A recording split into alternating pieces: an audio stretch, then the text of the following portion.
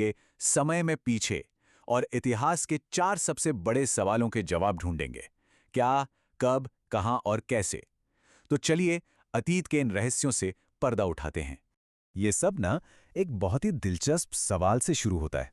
सोचिए, कोई बस यूं ही अखबार पढ़ रहा है और मन में ख्याल आता है, 100 साल पहले क्या हुआ था, कल क्या हुआ था। ये जानना तो बहुत आसान है ना? रेडियो है, टीवी है, अखबार हैं। लेकिन सदियों या हजारों साल पहले का सच, उसे कैसे खोजा जाता है? यही वो पहेली है जिसे आज हम मिलकर सुलझाने वाले हैं। तो हमारा पहला पड़ाव है अतीत का रहस्य। और यकीन मानिए, ये किसी जासूसी कहानी से कम नहीं है। यहाँ हर छोटा सा सुराग एक बहुत बड़ी कहानी की तरफ इशारा करता है।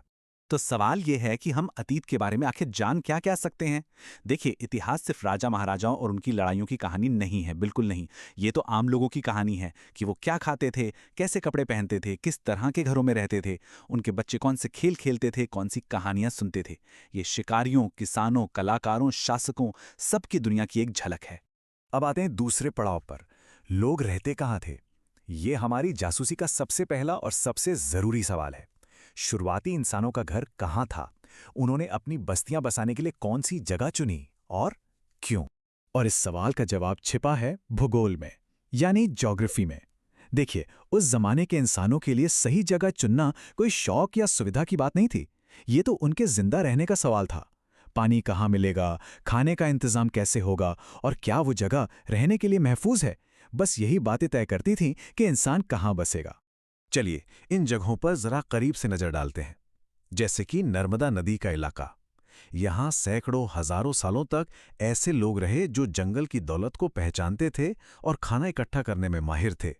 वहीं अगर उत्तर पश्चिम की तरफ सुलेमान और किरथर पहाड़ियों को देखें तो यहाँ तो मानव इतिहास की एक बहुत बड़ी क्रांति हुई, खेती की शुरुआत। और फिर सिंधु और गंगा जैसी बड़ी नदियों के किनारे हमारे सबसे पहले शहरों ने जन्म लिया। और हाँ, ये सब कुछ रातों रात नहीं हुआ। ये हजारों सालों का लंबा सफर था। सोचिए, लगभग 8000 साल पहले सुलेमान और किरथर की पहाड़ियों में खेती की शुरुआत हुई। ये एक क्रांतिकारी कदम था। फिर करीब 4700 साल पहले सिंधु नदी के किनारे हमारे पहले शहर बसे। और उसके भी बहुत बाद लगभग 2500 साल पहले गंगा नदी के किनारे शहरों का विकास हुआ, एक के बाद एक, परत दर परत। तो अब हम पहुंचते हैं अपने तीसरे पड़ाव पर, नाम की कहानी। जब ये पता चल गया कि लोग कहाँ रहते थे, तो अब ये भी जानते हैं कि उस जगह को क्या कहा जाता था और क्यों। देखिए, हमारे देश के 2 नाम हैं, इंडिया और भारत, और दोनों के पीछे एक अपनी अपनी कहानी है। इंडिया शब्द निकला है इंडस से, यानी सिंधु नदी से, क्योंकि हजारों साल पहले ईरान और यूनान से आने वाले लोग इस नदी से परिचित थे। दूसरी तरफ है भारत। ये नाम एक कबीले के नाम पर पड़ा, भरत कबीला, और इसका जिक्र हमें मिलता है ऋग्वेद में, जो लगभग 3500 साल पुराना ग्रंथ है। कितना दिलचस्प है ना, एक नाम नदी से जुड़ा है तो दूसरा लोगों से। हमारा चौथा पड़ाव, अतीत के सुराग। पर एक मिनट, ये सारी जानकारी, ये कहानियां, ये हमें मिलती कहाँ से हैं? आखिर वो कौन से सुराग हैं जिनका इस्तेमाल इतिहासकार इस बड़ी सी पहेली को सुलझाने के लिए करते हैं? अच्छा, तो लिखित सुरागों की बात करें तो ये मोटे तौर पर 2 तरह के होते हैं। एक हैं पांडुलिपियां या मैन्युस्क्रिप्ट्स। ये हाथ से ताड़ के पत्तों पर या फिर पेड़ की छाल पर लिखी जाती थीं। बहुत नाजुक होती थीं और वक्त के साथ कई तो नष्ट भी हो गईं। और दूसरे हैं अभिलेख, इंस्क्रिप्शंस। ये पत्थर या धातु जैसी सख्त चीजों पर उकेरे जाते थे। ये तो समय की कसौटी पर एकदम खरे उतरते हैं। एक तरह से एक पल भर का है तो दूसरा हमेशा के लिए। यहां इन दोनों के बीच का फर्क साफ देखा जा सकता है।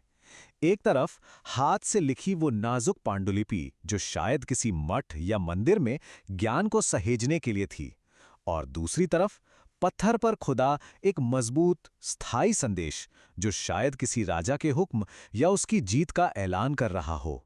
है दोनों ही अतीत में झांकने की खिड़कियां, बस नज़ारे एकदम अलग हैं। इसका एक शानदार उदाहरण है सम्राट अशोक का ये अभिलेख। ये कंधार यानी आज के अफगानिस्तान में मिला है। सोचकर देखिए, लगभग 2,200 साल पहले एक महान शासक ने अपना संदेश पत्थर पर खुदवाया ताकि वो हमेशा हमेशा के लिए रह जाए। और कमाल की बात यह है कि आज भी हम उसे पढ़ सकते हैं। यही तो है इतिहास की ताकत। लेकिन तब क्या, जब कोई लिखित सुराग मिले ही ना? तब मैदान में उतरते हैं पुरातत्वविद यानी आर्कियोलॉजिस्ट्स।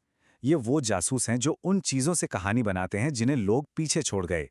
उनके टूटे-फूटे बर्तन, पुराने औजार, घरों के खंडर, एक तरह से ये खामोश चीज़ों को बोलने पर मजबूर कर देते हैं।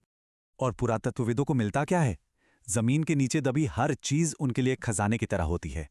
इमारतों के बचे कुचे हिस्से, मिट्टी के बर्तन, गहने, पुराने औजार और हथियार, यहाँ तक कि सिक्के और जानवरों की हड्डियां भी। ये सब मिलकर बताते हैं कि लोग कैसे रहते थे, क्या खाते थे और शायद किससे लड़ते थे। हर चीज अतीत की किताब का एक खोया हुआ पन्ना है। चलिए अब आते हैं 5वें पड़ाव पर, समय की गिनती। ठीक है, सुराग तो मिल गए, लेकिन ये पता कैसे चलेगा कि कौन सा सुराग कितना पुराना है? इतिहासकार समय के इस विशाल महासागर में इन चीजों को उनकी सही जगह पर कैसे रखते हैं? इसके लिए एक सिस्टम बनाया गया है। इसमें ईसा मसीह के जन्म के साल को एक सेंटर पॉइंट या स्टार्टिंग पॉइंट मान लिया जाता है। उस साल से पहले के जो भी साल हैं, उन्हें हम ईसा पूर्व यानी बीसी या बिफोर क्राइस्ट कहते हैं और ये गिनती में पीछे की ओर जाते हैं।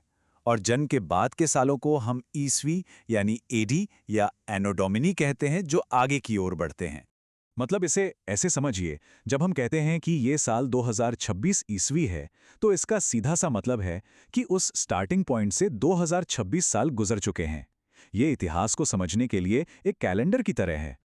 और अब एक बहुत जरूरी बात, अतीत कोई एक नहीं है। जी हां, अतीत एक नहीं बल्कि अनेक हैं। ये कोई एक किताब नहीं जिसमें बस एक ही कहानी लिखी हो। ये तो एक पूरी की पूरी लाइब्रेरी है,